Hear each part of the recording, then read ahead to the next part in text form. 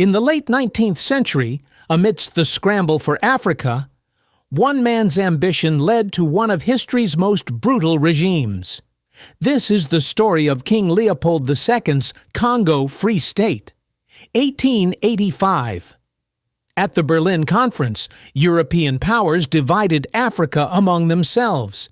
King Leopold II of Belgium, under the guise of humanitarianism, secured control over the Congo Basin as his personal fiefdom. Leopold's public persona was that of a civilized, philanthropic monarch, deeply concerned with the welfare of Africans. But behind closed doors, he was ruthless, calculating, and obsessed with wealth and power. To maintain control over the Congo, he presented himself as a benevolent ruler, while systematically exploiting and terrorizing the population. Leopold's regime demanded vast quantities of rubber, a commodity in high demand due to the Industrial Revolution. Villagers were forced to meet impossible quotas, and failure often resulted in horrific punishments, including the amputation of hands, flogging, and execution. Rubber, extracted from wild vines, became a symbol of exploitation, oppression, and bloodshed. To enforce his policies, Leopold established the Force Publique, a brutal military force composed of African conscripts and European officers. Soldiers were incentivized to collect severed hands as proof of killings, terrorizing entire villages into submission. The psychological horror was unimaginable.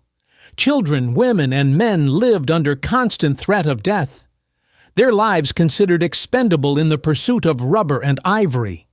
Reports from missionaries and activists began to surface, exposing the horrors in the Congo. The 1904 Casement Report documented widespread atrocities, including mutilations, forced labor, and mass killings. International outrage grew, with newspapers and human rights advocates denouncing Leopold's regime. Yet Leopold skillfully manipulated public perception, sending carefully crafted letters and propaganda to maintain an image of benevolence while his agents continued the violence. By 1908, under mounting pressure from the international community, Belgium annexed the Congo Free State, ending Leopold's personal rule. However, the damage was done. An estimated 10 million Congolese perished due to violence, disease, and exploitation. Entire communities were decimated, cultures disrupted, and the scars of this reign of terror remain to this day. Leopold's personal character adds another layer to the tragedy. He was known for his obsessive secrecy, meticulous record-keeping of profits, and cold calculation of human lives.